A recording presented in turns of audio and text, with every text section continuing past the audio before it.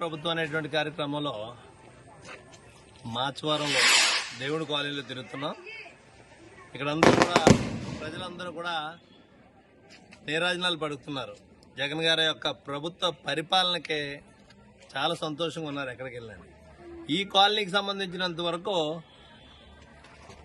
ఈ దేవుడి కాలనీ అనేటువంటిది పేరు దీనికి. ఈ ఎదురుగా ఒక బ్రిడ్జి కాలుబాటు వంతెన కట్టమని చెప్పేసి జోగేశ్వరరావు గారిని 3 సార్లు ఎమ్మెల్యేగా చేసినప్పుడు ప్రతిసారి అడగటమే, అదిగో అవుతుంది ఇదిగో అవుతుంది అని చెప్పేవాడు. చివరికి వచ్చేవాడు నా వల్ల కాదు, నేను అసమర్థుడని చెప్పాడు.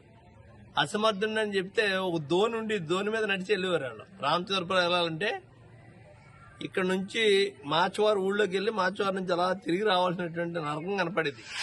అటువంటి వాళ్ళకి ఒక బ్రిడ్జి కట్టమంటే నేను అసమర్థుడిని, నాకు చేత కాదని చెప్పినటువంటి వ్యక్తి జోగిస్తున్నారు. అటువంటిది సమర్థతగా ప్రజల కోసం రూల్స్ ని చట్టాలని పక్కన పెట్టి ఒక బ్రహ్మాండమైనటువంటి బ్రిడ్జి కట్టించాం. ఈ కాలనీ వాసులందరూ కూడా అసలు జీవితంలో నెరవేరినటువంటి కళ నెరవేరింది. మాకు అనేక కష్టాల నుంచి మమ్మల్ని బయటపడేశారని చెప్పేసి చాలా సంతోషంగా ఉన్నారు. జగన్ గారి యొక్క పరిపాలన విధానం, చెప్పినట్టు చేసేటువంటి విధానం, లంచాలు లేకుండా ఆయన బటన్ నొక్కితే మా ఖాతాల్లోకి డబ్బులు వచ్చేటువంటి విధానం.